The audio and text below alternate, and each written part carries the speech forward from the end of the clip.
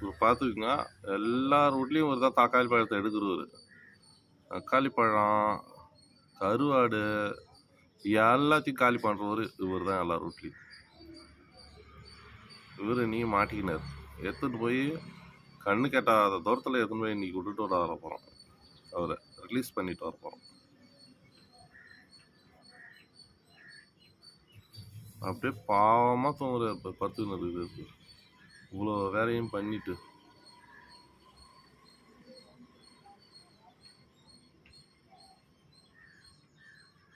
என்ன